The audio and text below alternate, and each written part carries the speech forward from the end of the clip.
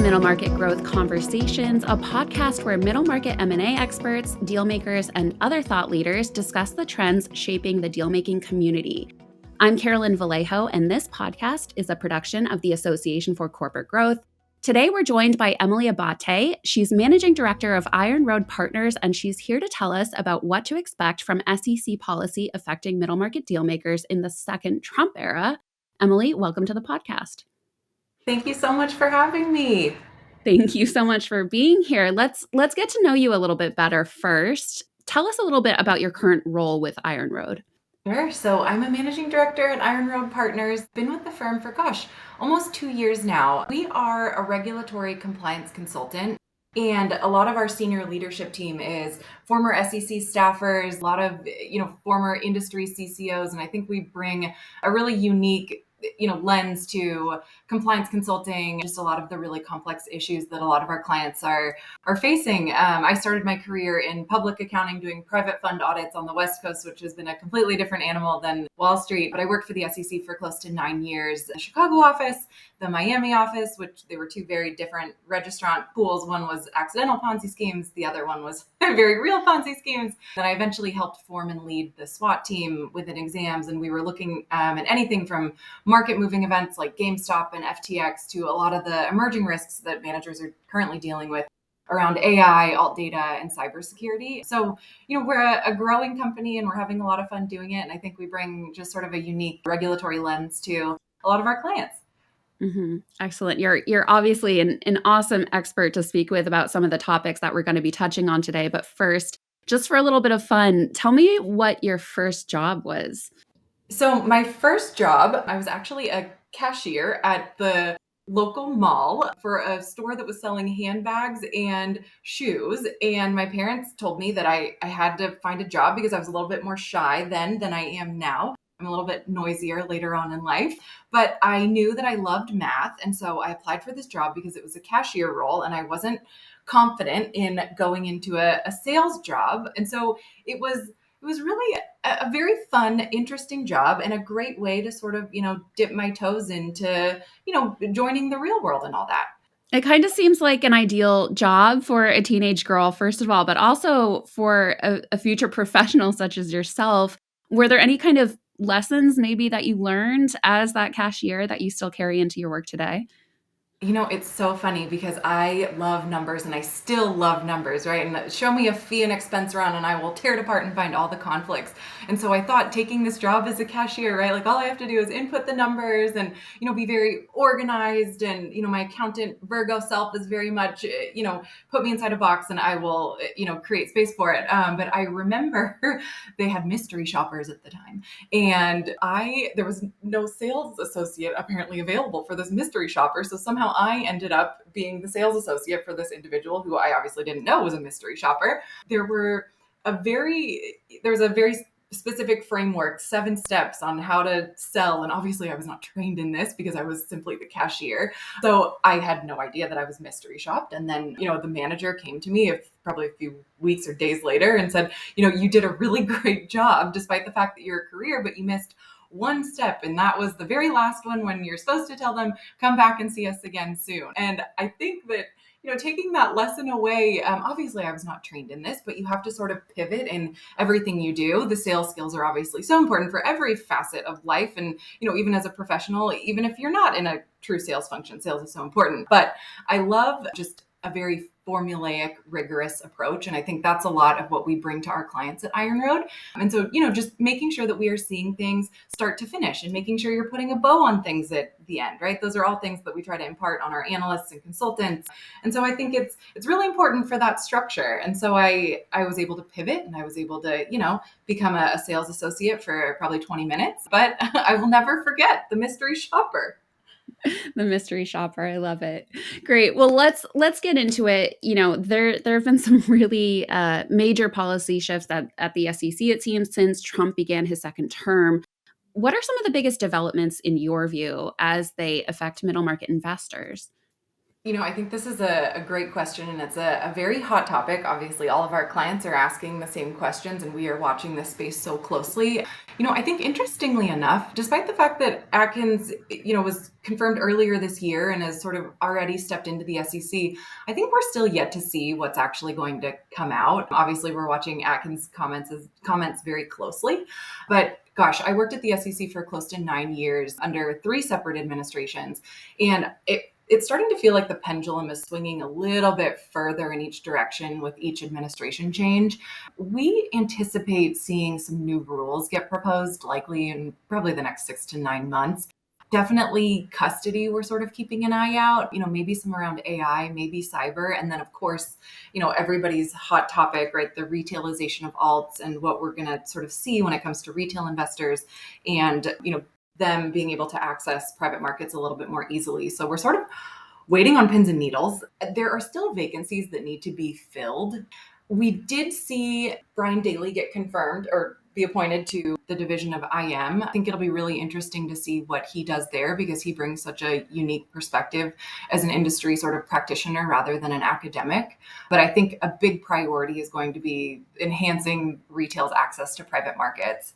Yeah, we definitely want to talk about that and some of the other topics you just touched on, like AI, a little bit later in our conversation. So we'll get to that. First, it seems like there have been some staff reductions at the SEC this year. Could you see that having any impact on things like oversight or exams? I think it's really interesting. There's certainly a brain drain. And I think one unique aspect to the SEC, which is different from probably a few other regulators, is that, it was really a great place to work. And I think that there was historically very low levels of attrition. And from what we gather, there were a number of folks who took either the early retirement or some of the other packages that were being offered. And I think when we look at a lot of the expertise that exams and enforcement has around these 40 Act vehicles and anything that's retail focused, they were not necessarily such a hot topic 20 years ago or even 10 years ago. And so a lot of that expertise, there's certainly a brain drain at the SEC. So I think, even in the exam context, I think firms should be prepared to spend a little bit more time with examiners explaining concepts and structures. And it's examiners are, they've lost a lot of that sort of institutional knowledge as well. So even just private fund structures, right? And how deals are sort of structured and how they ultimately come to fruition and the nuts and bolts. I think that that's something that we'll definitely see from an exam standpoint. I think to that same vein, we'll likely see longer exams. Examiners they've got a ton on their plate, right? And they're having to do more with less in terms of resources. And so I think you're going to see sort of longer tails on exams, which can be really frustrating. And also, as an anxious person myself, anxiety inducing for a lot of compliance professionals. But just the reminder that, examiners will likely have more on their plate. And from what felt like a slow process will be likely even longer. And I think, there will probably be a big push around a lot of the lighter touch exams to, rack up some exam numbers. So probably a big push around newly registered firms, right? The SEC is going to come in within usually around 12 to 18 months and just evaluate your compliance program. And have you been thoughtful about it? And are you addressing all of the risks? Or have you just sort of let compliance go by the wayside? Also, some of the lighter touch check-in exams with firms that haven't been examined in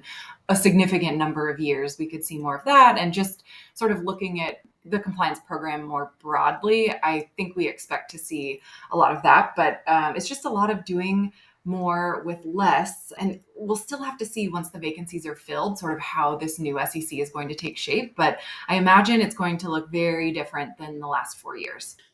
So I'm noticing a little bit of a theme popping up here, maybe for middle market investors. It's a little bit of a wait and see approach when it comes to the SEC. Definitely. And I think, there's probably two schools of thought that I hear less with our clients on probably the lighter touch end of the spectrum, but I think we're always getting questions like, well, do we need to invest resources, right? And do we need to spend all this time and money really on compliance? And I think one good reminder for firms is always that the SEC will generally take a 1 to 2 year look back period when it comes to the exam scope. Obviously, they will expand scope if they see something that raises alarm bells. And so it's sort of, yes, we can maybe pull back in terms of just oversight now, but you may be paying the price down the road 2 years from now. So I don't think that now is necessarily the time to just sort of ignore compliance, but I think there's probably ways that firms can more efficiently use their compliance budget and just really narrow in on a lot of their risks, making sure that things are buttoned up from a basic blocking and tackling standpoint. Now, the secondaries market has really been heating up lately. There's a lot of pressure to return funds to LPs. So what are you seeing in terms of alternative exit avenues and how the SEC may be viewing these? Oh, so this is definitely a hot topic across the board. I think middle market in particular is facing a lot of challenges, but I also think that it's a great time to be a seller in these markets of secondaries. And, we're also seeing a lot of CVs pop up. But, secondaries are really, really popular right now. We're seeing a lot of firms jump into secondaries. Anecdotally, we're also seeing VCs that are also looking to register with the SEC because they are no longer just doing pure VC investing. They're also jumping in to the secondaries market. And so I think there's a lot of risks that firms need to consider when they're looking at potential exits that are not, anything that's sort of GP led. That's obviously going to raise eyebrows with the SEC, and they're going to want to sort of poke in there to the extent you're under exam.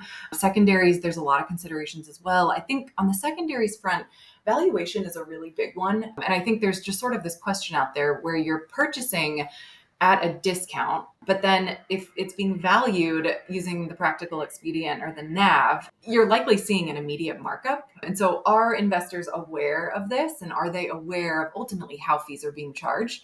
I think, the SEC's mandate, as they start to shift a little bit, it's still going to come down to investor protection. And if there's any way to sort of quantify or prove those dollars and cents that were not disclosed to investors fairly or clearly, and is there a way to put any sort of dollar back in the investor pocket? I think at the root of the SEC, that will always be their mission. So when we're looking at secondaries, right, valuation is a big area of interest. It's definitely an issue that a lot of our clients are grappling with as well. So that's sort of probably the less complex of the two. I think when we're seeing continuation vehicles pop up or anything that is sort of a GP-led flavor, there's so many different risks that compliance has to consider, or, the firm just generally should be considering. Obviously, valuation is a huge one. You have conflicts on both sides. And so what are you doing in terms of valuation? Are you going out to a third party? Are you making sure that we are providing the third party with all of the relevant facts so that they can come to their own determination? And are we actually using that value to conduct the sale? What do the disclosures look like? What are we actually telling LPs? Are we omitting anything? Are we being full and fair in all of the disclosures? What does the auction process look like? Have we tossed out any bids that probably shouldn't have been? Are you maintaining documentation around that process? And how much time are we giving investors to decide to sell or roll? I think one thing examiners will always look at is that timeline. And it's like, well, if this was sort of a rush decision and investors didn't really have time to digest or ask questions, then examiners are going to start asking a lot more questions around, why this CV occurred. And then also another thing to keep in mind, and this is where there's sort of maybe a disconnect or maybe just a need to sort of be more in sync between marketing and IR. And so when questions are coming in from investors around the transaction, is everyone being shared the same facts, or is anyone rounding certain numbers, or are we aligned in terms of how things are being communicated? Because, it's really a risk to the extent that examiners come in and they want to look at those communications and what was shared with investors. And one other thing that I will share on both of these fronts, firms should be really careful with internal communications, especially anywhere where there's judgment or it's a conflicted transaction. Regardless of the administration, the SEC still has the ability to pull emails, pull any sort of chats, right? And if they have an inkling that something is a little bit off, they will not hesitate to pull communications and just sort of start looking for that needle in a haystack. I think it's come up time and time again that we have this email where it's like, I really wish that we didn't have something like this sitting in writing where it can point the SEC directly to it. So I think just culturally and from a training standpoint, making sure that, you're training the investment professionals, training the operations team to really be careful about, what is going into communications.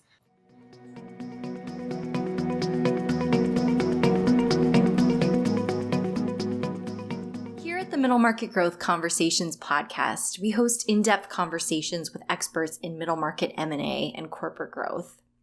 Whether we're learning about how deals get done, the shifting economy, opportunities in specific sectors, or the growth strategies our guests are prioritizing, we're discovering more about the middle market and the trends shaping it. If you want more thought leadership in this vein, visit us at middlemarketgrowth.org for in-depth sector reports, articles, videos, and more. If you want in-person networking opportunities with other mid-market dealmakers and corporate growth professionals, visit acg.org to learn more about Association for Corporate Growth membership, as well as upcoming events. Now, back to the episode.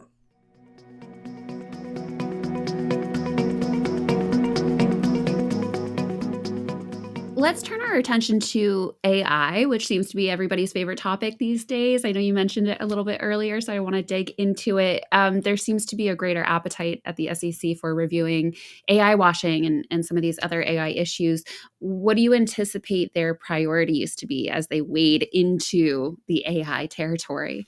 Yes, this is a great question. The team I used to work on at the SEC, they are continuing to spend, we also historically have spent a lot of time just looking at AI. And I think when we first started looking at it, I was shocked at the amount of expertise that the SEC already had around AI. The SEC has been using AI-based tools, obviously not in an LLM format, but they've been using AI for a lot of, trade surveillance projects and, other ways, reviewing ADV 2As, right? And looking for similar disclosures that may be problematic. So they've been using AI historically in the past, but there's a ton of AI expertise at the SEC, both in exams and in enforcement.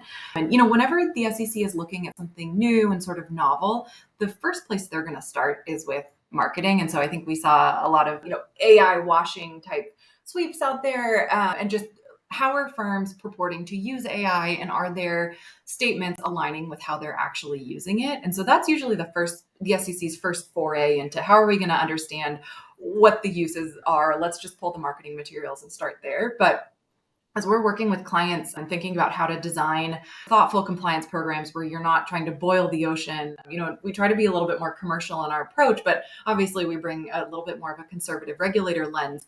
I think there's probably two different buckets or a spectrum really in which firms should be thinking about AI. I think on the one hand, you have a lot of back office tools that are probably driving a lot of efficiencies that are really great for firms. So that's sort of on one end of the spectrum. The other end, which is where I think we get closer to where the SEC is really going to start digging in, is around investment decision making. And so anywhere that AI is being used on that front, that's where I would dedicate a substantial amount of resources to making sure that we have policies and procedures around it and that, compliance has signed off on this. Obviously, that IT has been involved from a cybersecurity perspective. What are we allowing to go into these tools? How are we using them? Do you have a big red stop button on your algorithm?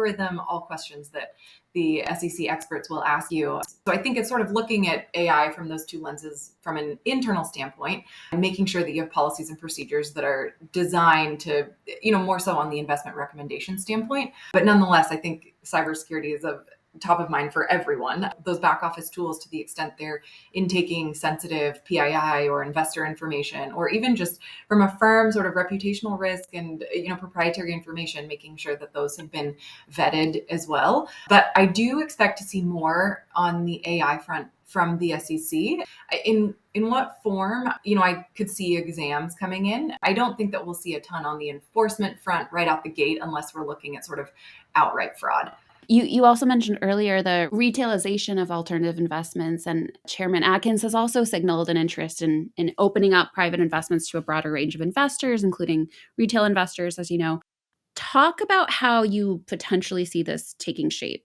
This is really interesting, and a lot of our clients are, starting to explore the retail side of the product offering spectrum as well. And it's definitely somewhere where we have sort of shored up resources and just intelligence on our side, and a significant amount of expertise just in 40 Act vehicles themselves.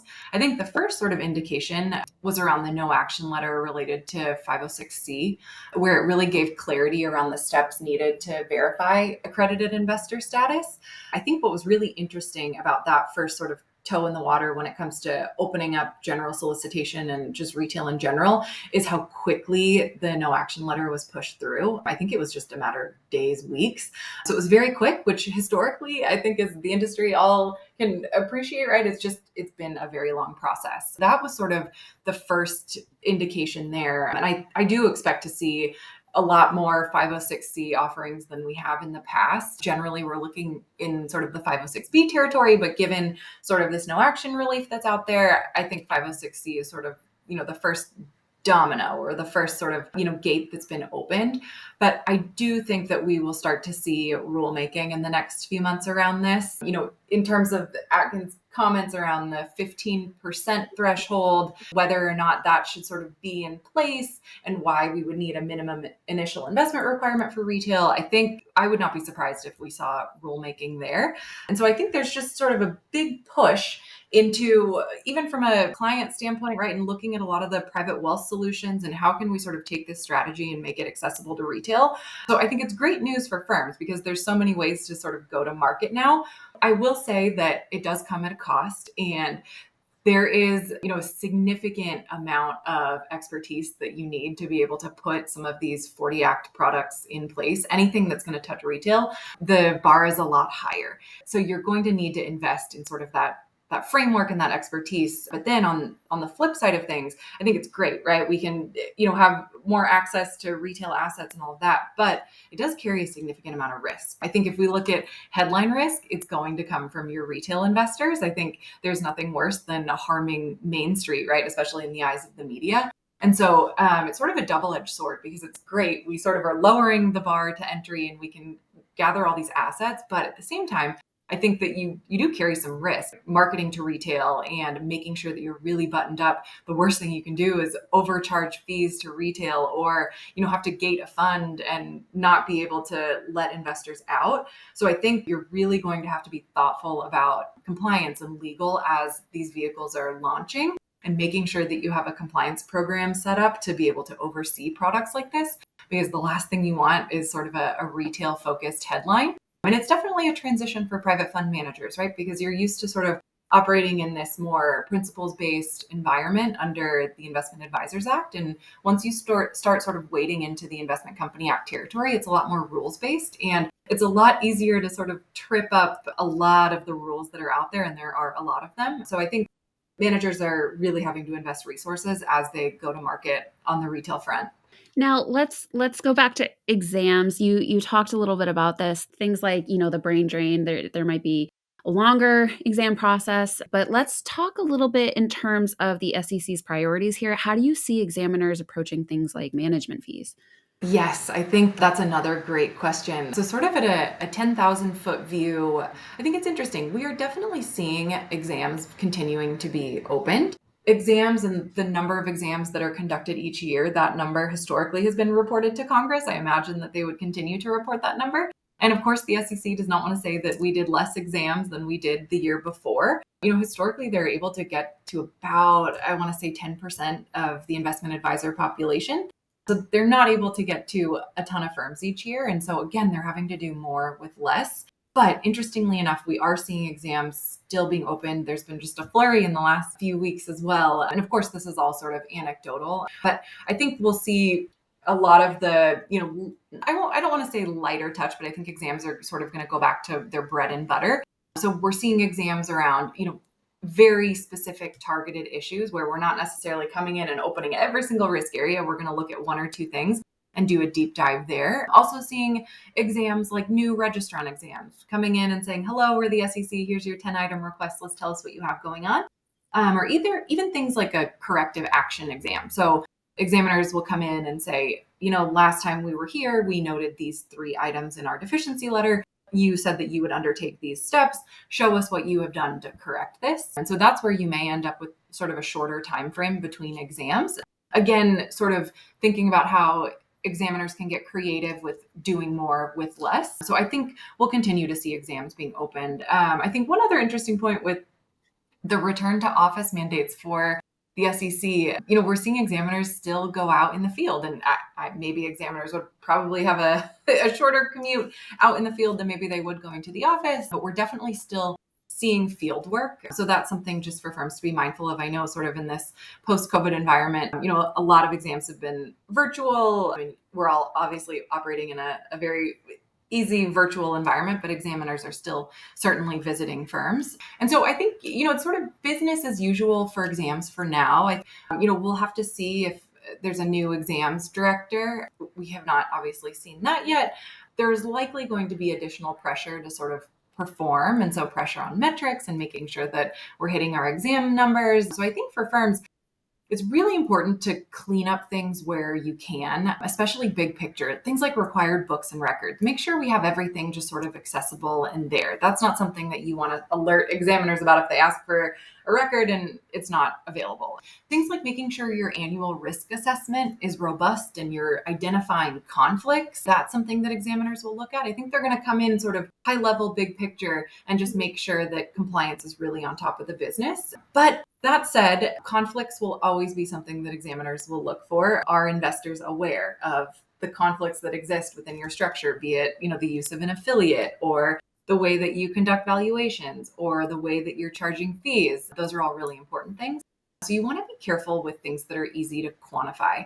And where we see this come up on exams typically is things like management fee calculations. We've seen a lot of examiners sort of start digging into LPAs and read how the management fee clause is structured and then go in to really understand what is going on to the extent that you're charging on invested capital. So looking at things like what comprises the management fee base? Are you capitalizing transaction costs and have we disclosed that we are? Things like dividend recaps. How are you treating any ROC? How are you treating dividends? Are you reducing the management fee base or are you not? Those are all questions that examiners are asking. So from a management fee perspective, I think, we may see less of sort of an enforcement appetite to go into sort of the granular, management fee type calculations. But I do think that examiners are going to continue to push into things like fees and expenses. How are you allocating fees across clients? How are you allocating fees between the manager and the funds? They're going to want to understand your process there. Again, fees and expenses are something that's very easy to quantify. And examiners will ask the advisor, what is your intention on recalculating this and repaying the funds? So that question's always sort of out there. And then I think just in the market that we're in, valuations are obviously of utmost importance to a lot of the firms out there. And just given sort of market stressors, it'll be interesting to see how examiners sort of look at valuations. Impairment has also been a focus of exams, and that impact on the management fee base when we're talking charging on invested capital. Has the manager undergone a review of their portfolio, and do you have any investments that are hovering at zero or marked at zero that have not been removed from the management fee base? I think it's really important to be familiar with your offering documents and look at your partnership agreements and make sure that you know exactly how you want to interpret it. I think that's really important, especially in this sort of period of market stress. And I think, as we look at where we are in the regulatory cycle, I think we're obviously seeing market stress, which usually leads to some sort of market event, which then increases regulation. But I think at the same time, we're also seeing sort of an SEC with less resources than it previously had. And we are also seeing retail, continue to increase their access to private markets. So I think in a way, I think there's a lot of things that firms really need to be thinking about because the SEC is certainly going to have their hands full. And I think that they'll really be looking in on those areas of perceived harm. And that's where just quantifying anything that can be quantified, I think you just want to make sure that you're tightened up on. Mm-hmm. Yeah, there are so many things that from a compliance standpoint, firms really need to be looking at. And, our conversation today, we just covered a ton of ground here, from the SEC's staff reductions to its approach to AI to valuations on the secondaries market. So kind of wrapping up our conversation here in this era of maybe friendlier enforcement, you still mentioned that it's not the time to pull back on compliance. So do you have any additional advice for private equity firms and other mid-market investors when it comes to SEC oversight? Yeah, I think, I expect under this administration, and typically what we see under a Republican administration from an enforcement standpoint is less of sort of the let's sweep everyone, into some sort of action that's been conducting very similar conduct. I think we'll see maybe one or two cases that really make an example out of firms. And so obviously you don't want to be that that example case. So I think we'll see less of sort of like the e-com type cases where you're looking at a broad swath of firms. But I think from just a sort of nuts and bolts compliance standpoint, I think those books and records are going to be ever important.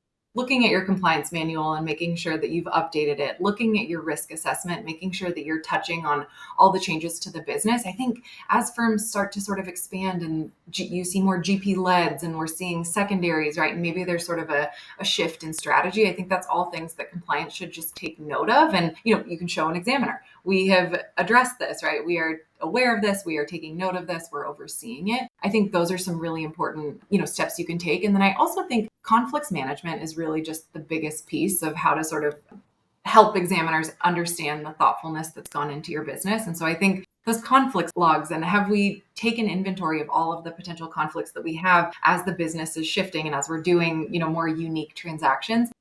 Making sure that compliance and legal has really done the best that they can to either make sure that disclosures are out there, whether it's in the ADV or the offering document, and then making sure that you have mitigating controls in place to manage those conflicts.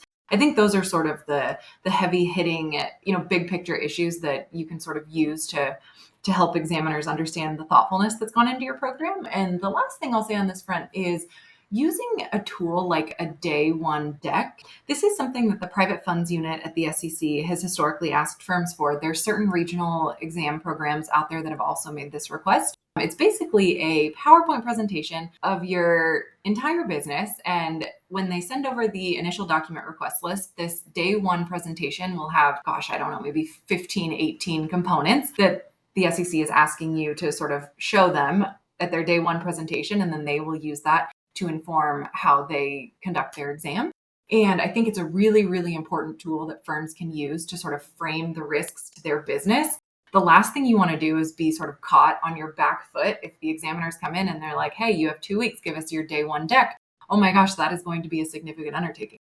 So to the extent that you can sort of prepare this day one deck and present the risks in a way that, show that there's thoughtfulness that goes behind a lot of the compliance controls and all of that, I think that that's a really important tool that firms can use to sort of set the tone for the exam going forward. And we do it with a lot of our clients. And I think, it's also just great practice in terms of how are we going to present to the examiners and put the PowerPoint up on screen and let's just do a dry run through this. So I think that's a really important tool that firms can sort of use and be prepared for just in case they get that call.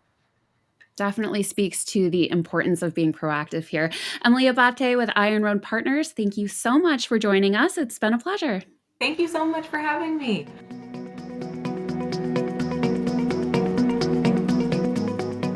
Thank you for listening to this episode of Middle Market Growth Conversations. If you haven't yet, please subscribe to the podcast on Apple Podcasts, Spotify, or wherever you listen to podcasts. This podcast is produced by the Association for Corporate Growth. Learn more about us and discover new opportunities to network with middle market dealmakers at acg.org. For more thought leadership from dealmakers, business leaders, and other experts, visit middlemarketgrowth.org. If you like what you've heard today, please rate and review the podcast. And finally, if there's a topic or guest you'd like to hear on the podcast, or if you have any other feedback you'd like to share, send a note to us at tips@acg.org. Thanks again for listening.